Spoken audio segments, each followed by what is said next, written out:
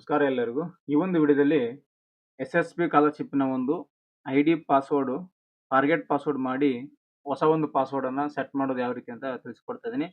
ಕೆಲವು ಜನರಿಗೆ user name ಗೊತ್ತಿರುತ್ತೆ, ಪಾಸ್ವರ್ಡ್ ಗೊತ್ತಿರೋದಿಲ್ಲ. ಅಂಥವರಿಗೆ ಈ ಒಂದು SSP ಸ್ಕಾಲರ್‌ಶಿಪ್‌ನ ಒಂದು ಪಾಸ್ವರ್ಡನ್ನು ರೀಸೆಟ್ ಮಾಡೋದನ್ನ ಯಾವ ರೀತಿ ಅಂತ ತಿಳಿಸ್ಕೊಡ್ತಾ ಇದ್ದೀನಿ.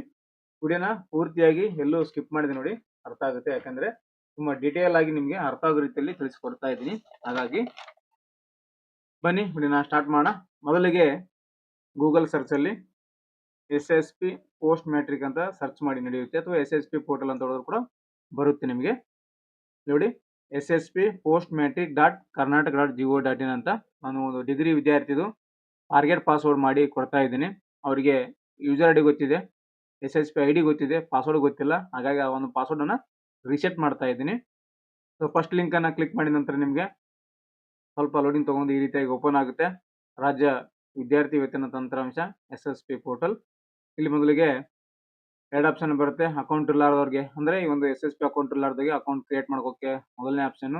ಆಲ್ರೆಡಿ ಅಕೌಂಟ್ ಇದ್ದವರಿಗೆ ಅರ್ಜಿ ಸಲ್ಲಿಸೋಕೆ ಈ ಒಂದು ಆಪ್ಷನ್ನ ಕ್ಲಿಕ್ ಮಾಡಬೇಕು. 2024-25ನೇ ಸಾಲಿನ ಮೆಟ್ರಿಕ್ ನಂತರದ ವಿದ್ಯಾರ್ಥಿ ವೇತನಕ್ಕೆ ಅರ್ಜಿ ಸಲ್ಲಿಸಲು ಕ್ಲಿಕ್ ಮಾಡಿ ಅಂತಿದೆ. ಇಮೇಲೆ ಕ್ಲಿಕ್ ಮಾಡಿ ನಂತರ ನಿಮಗೆ ಈ ರೀತಿಯಾಗಿ ಬರುತ್ತೆ ಸ್ಟೂಡೆಂಟ್ ಲಾಗಿನ್. ಇದರಲ್ಲಿ ಯೂಸರ್ ಐಡಿ ಪಾಸ್ವರ್ಡ್ ಹಾಕಿ ಲಾಗಿನ್ ಇರುತ್ತೆ. ಸೊ ನಮಗೆ ಪಾಸ್ವರ್ಡ್ ಗೊತ್ತಿಲ್ಲ, ಸೊ ಹಾಗಾಗಿ ಪಾಸ್ವರ್ಡ್ ಅನ್ನ ಸೆಟ್ ಮಾಡ್ಕೋದು ಯಾವ ರೀತಿ ಅಂತ ಇಲ್ಲಿ ತಿಳಿಸ್ಕೊಡ್ತಾ ಇದ್ದೀನಿ. ಇಲ್ಲಿ ನೋಡಿ, ಮೊದಲಿಗೆ ಫಾರ್ಗೆಟ್ ಪಾಸ್ವರ್ಡ್ ಅಂತಿದೆ ನೋಡಿ. ಫಾರ್ಗೆಟ್ ಪಾಸ್ವರ್ಡ್ ಮೇಲೆ ಕ್ಲಿಕ್ ಮಾಡಿ.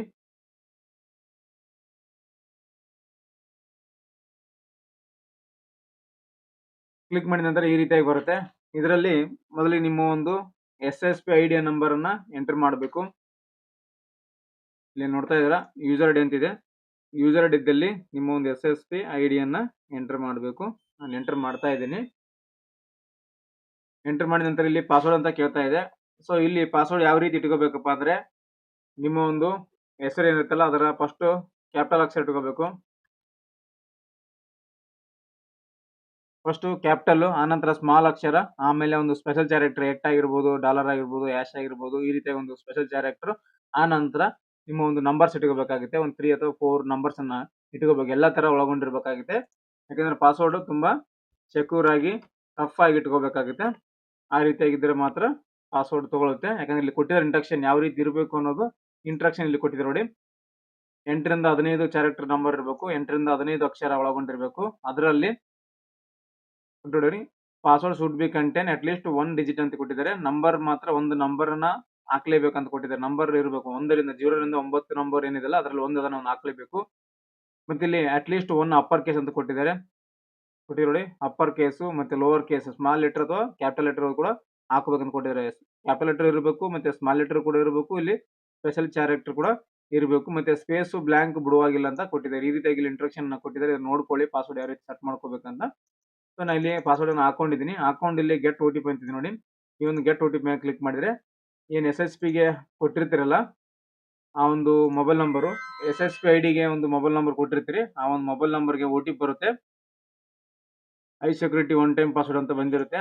ಆ ಒಂದು ಪಾಸ್ವರ್ಡ್ ಅನ್ನ ಇಲ್ಲಿ ಎಂಟರ್ ಮಾಡಬೇಕು. ಎಂಟರ್ ಮಾಡಿದ ನಂತರ ಚೇಂಜ್ ಪಾಸ್ವರ್ಡ್ ಅಂತ ಆಪ್ಷನ್ ಇದೆ ನೋಡಿ. ಈ ಒಂದು ಚೇಂಜ್ ಪಾಸ್ವರ್ಡ್ ಮೇಲೆ ಕ್ಲಿಕ್ ಮಾಡಿ ಆಟೋಮೆಟಿಕ್ ಆಗಿ ಈ ಒಂದು ನಿಮ್ಮ ಪಾಸ್ವರ್ಡ್ ಅನ್ನ ರೀಸೆಟ್ ಆಗುತ್ತೆ. ರೀಸೆಟ್ ಆದ ನಂತರ ಮತ್ತೆ ನಿಮಗೆ ಇಲ್ಲಿಗೆ ಬರುತ್ತೆ, ಲಾಗಿನ್ ಪೇಜ್ಗೆ ಬರುತ್ತೆ. ಒಮ್ಮೆ ನೀವು ಯೂಸರ್ ಐಡಿ ಪಾಸ್ವರ್ಡ್ ಹಾಕಿ ಚೆಕ್ ಮಾಡ್ಕೊಳ್ಳಿ, ಸಕ್ಸಸ್ಫುಲ್ ಪಾಸ್ವರ್ಡ್ ಸೆಟ್ ಆಗಿದೆಯಾ ಇಲ್ಲ ಅಂತ ಒಂದ್ಸಲ ಚೆಕ್ ಮಾಡ್ಕೋಬೇಕು. ಸೊ ಇವಾಗ ನಾನು ಯೂಸರ್ ಐಡಿ ಪಾಸ್ವರ್ಡ್ ಹಾಕಿ ಚೆಕ್ ಮಾಡ್ತಾ ಇದ್ದೀನಿ. ಲಾಗಿನ್ ಅಂತ ಕೊಡ್ತಾ ಇದ್ದೀನಿ ನೋಡಿ. ಇವಾಗ ಲಾಗಿನ್ ಆಗಿದೆ, ಅಪ್ಡೇಟ್ ಆಗಿದೆ ಪಾಸ್ವರ್ಡ್. ಇವಾಗ ಏನು ರೀಸೆಟ್ ಮಾಡಿದ್ವಲ್ಲ ನಾವು, ಫಾರ್ಗೆಟ್ ಪಾಸ್ವರ್ಡ್ ಮಾಡಿ ಪಾಸ್ವರ್ಡ್ ಹೊಸದು ಸೆಟ್ ಮಾಡಿದೀವಲ್ಲ, ಆ ಒಂದು ಪಾಸ್ವರ್ಡ್ ಸೆಟ್ ಆಗಿದೆ. ಸೊ ಇಲ್ಲಿ ಬರ್ತಾ ಇದೆ, ಓಪನ್ ಮಾಡಿ. ಪ್ಲೀಸ್ ಸಬ್ಮಿಟ್ ಅಪ್ಲಿಕೇಶನ್ ಫಾರ್ 2024-25 ಅಂತ ಬಂದಿದೆ. ಸೊ ಈ ರೀತಿಯಾಗಿ ತುಂಬಾ ಈಸಿಯಾಗಿ ಈ ಒಂದು ಪಾಸ್ವರ್ಡ್ ಅನ್ನ ರೀಸೆಟ್ ಅನ್ನ ಮಾಡ್ಕೋಬಹುದು. ಸೊ ಈ ಒಂದು ವಿಡಿಯೋ ನಿಮಗೆ ಉಪಯುಕ್ತ ಆಗಿದೆ ಅನ್ಕೊಂತೀನಿ. ಇದರಲ್ಲಿ ಏನಾದರೂ ಗೊತ್ತಾಗಿಲ್ಲ, ನಿಮಗೆ ಸಮಸ್ಯೆ ಆಗ್ತಾ ಇದ್ರೆ ಕಮೆಂಟ್ ಮಾಡಿ, ಕಮೆಂಟ್ ಅಲ್ಲಿ ನಿಮಗೆ ಉತ್ತರವನ್ನು ಕೊಡ್ತೀನಿ. ಇನ್ನು ಹೆಚ್ಚಿನ ಮಾಹಿತಿ ಬೇಕು, ತುಂಬಾ ಬ್ರೀಫ್ ಆಗಿ ಇನ್ಫಾರ್ಮೇಶನ್ ತಗೋಬೇಕು ಅಂದ್ರೆ Instagram ID ಕೊಟ್ಟಿರ್ತೇನೆ, ಲಿಂಕ್ ಅಲ್ಲಿ ನೋಡ್ಕೊಂಡು ಅಲ್ಲಿ ಬಂದು ಮೆಸೇಜ್ ಮಾಡಿ, ನಿಮಗೆ ಮಾಹಿತಿಯನ್ನು ಕೊಡ್ತೀನಿ, ಹೆಲ್ಪ್ ಮಾಡ್ತೀನಿ ಅಂತ ಹೇಳ್ತಾ ನೆಕ್ಸ್ಟ್ ವಿಡಿಯೋದಲ್ಲಿ SSP ಸ್ಕಾಲರ್ಶಿಪ್ ಗೆ, degree SSP scholarship, post matrix SSP scholarship ಗೆ ಯಾವ ರೀತಿ ಅರ್ಜಿ ಸಲ್ಲಿಸೋದು ಹೇಗೆ ಅಂತ ತಿಳಿಸ್ಕೊಡ್ತಾ ಇದ್ದೀನಿ ನೆಕ್ಸ್ಟ್ ವಿಡಿಯೋದಲ್ಲಿ. ಮತ್ತೆ ಇನ್ನೊಂದು ವಿಡಿಯೋದಲ್ಲಿ ಸಿಗೋಣ ಅಂತ ಹೇಳ್ತಾ ಸ್ನೇಹಿತರೆ, ಥ್ಯಾಂಕ್ಸ್ ಫಾರ್ ದ ವಾಚಿಂಗ್.